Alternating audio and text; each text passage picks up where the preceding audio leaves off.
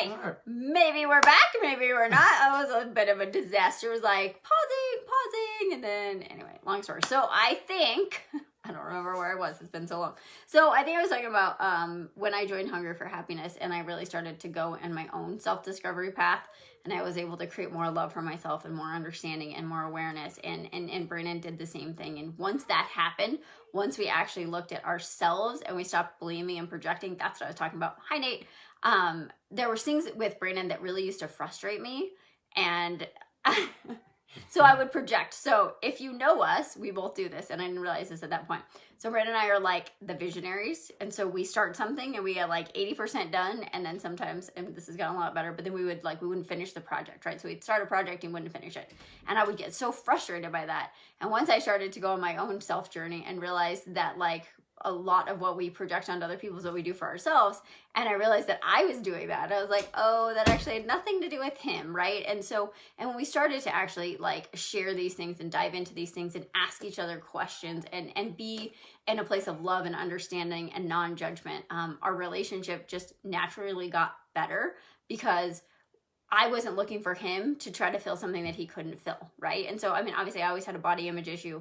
I didn't truly love myself, and I still struggle with that sometimes, right? Those thoughts they're still there. And so I couldn't receive the amount of love that he was trying to give me, right? And I couldn't see myself the way that he saw me, right? And he would get frustrated because I would say things like, oh, that's not true, I blah, blah, blah, blah, blah, right? Like I would say bad things about myself, and he's like, I don't understand why you do that. And once we started to get deeper into that, and I started to, for me, I know it was a big deal to start actually like receiving compliments and understanding that like when I started to love myself, then I could receive more, and that the holes or the gaps that I'd had in my life that I was trying to fill from relationships had to be filled from inside of me, right? So that same thing of like, we think an external result or person or relationship is going to fill these gaps and these holes that we think we have, that they never will. So as we go through this, you guys understand that the first piece of any good relationship is self-work, right? The first piece of anything, the first piece of running a business, changing your money mindset, like anything, the first thing is you got to go and look on the inside of you and figure out your own stuff so that you can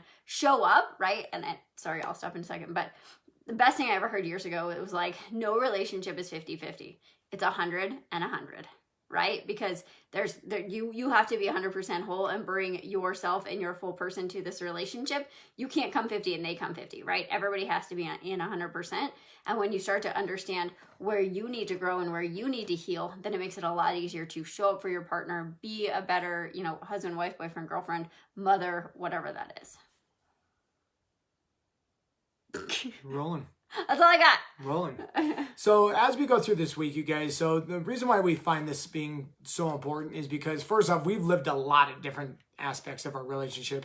I mean, we started a business 4 months into our relationship, right? Like our first members, we wouldn't even tell them how long we had been dating before they joined the gym, right? Because we didn't want them to be like, you guys have been together 4 months and you guys started a business. I'm not standing up here, right? Like, I'm not giving you my money. This place is going to go under in a matter of like 2 months because you guys are going to break up, right? Like, so we've been through a lot of different experiences together, and, through our own self-discovery, own self growth as we've been going through, it's been a lot of understanding of all the things we've been talking about, right? Of like our modeling, our needs, our values, all these things come together for ourselves, but also now that we're sharing lives with each other, they're doubling up, right? And so it's being able to, if I can have a better understanding of those concepts, those things for myself, I can allow her to understand those things better for me, right? Because oftentimes, you guys, most of us, the reason why we tend to have issues is because most of us don't have the same views. We don't have the same values. We don't have the same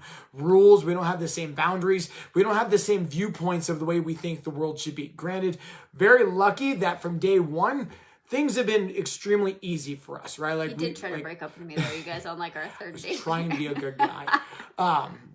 But like we all have those aspects for us, but oftentimes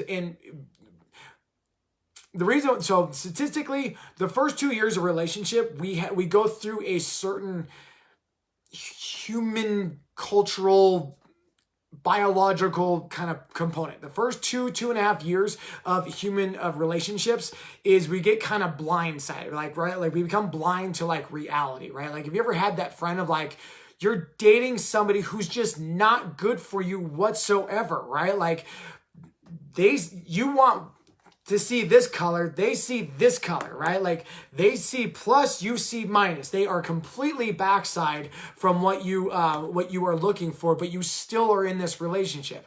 Well, we do that because it's a biological component of what we are as human beings. We put ourselves through certain things for that 2.5 years time frame where everything's all bliss, everything's all good, despite what everyone else has to say, on biological components to allow us to mate and procreate and keep our species going. After about that 2.5 year stint is usually where reality starts to kick in. It's like, what in the hell have I been doing to myself, right? Like, we don't see anything eye to eye. We don't get along at all. I don't understand why you view the world this way. It should be this way, right? And like, how many times have you spun yourself down this corridor, right? And so when we can come from a better understanding of, okay, I understand myself better. I understand my needs. I understand my top needs. I understand my values. I understand my rules. I understand my modeling of the world and why I receive certain things. I understand my love language, right? Like we'll probably get into that a little bit of understanding how we actually pour into each other's cup, right? Like I know the way that I receive love and the way my definition is a little bit different than hers, right? Like it's not exact concrete, but it's a little bit different. So the more we can understand that, the more likelihood that I'll be able to meet my partner, yet again, whether that's a romantic, whether that's business, whether that's a colleague, whatever it may be, on a different standpoint, right? Like if you're a coach, if you're a manager, if you're in something like this, all these things transcend across every relationship, right? Like it's not just on a romantic basis, right? Like if I know somebody receives love from words of affirmation, me just sitting down and giving them quality time isn't going to fill their cup, right? So I need to be able to understand and meet them in the way that they are looking to be met. And that way I can make sure that my relationships on all ends are moving in the direction that I want to, and I'm able to fill as many cups as I can possible, so long as my own cup is already filled. Yeah. So you guys, this week we're going to talk about some things like masculine and feminine. We're going to talk about love languages. So whatever else you guys want to know, like we said, whether it's a romantic relationship, whether it's a business relationship, whether it's a relationship with your kids, like if you have stuff that you have questions about that you really want to dive into, let us know. We'd love to cover those. So yeah, we appreciate you guys. Sorry this was so choppy. So if you watch this part and you want to know what we're talking about, go back to part 1 of this episode because our internet didn't like us. So we love you guys. We appreciate you. Hope you had an amazing weekend. And yeah, we'll see you tomorrow. I would say on there, you guys, is especially during this time frame, I would imagine, because now we're even in tighter quarters, it might have brought up certain things for you, right? You might have noticed certain things coming up that might be triggering you a little bit different, might be setting you off a little bit different on there. Like, what are those things, right? Like, what's your top 1 pet peeve that has come up for you during the quarantine with your kids, with your spouse, with you going to work, whatever it may be, right? Like, what's going on for you? And we'd love to just hear your thoughts on that. Awesome. All right, guys, let's see you tomorrow. Thanks. All right, guys.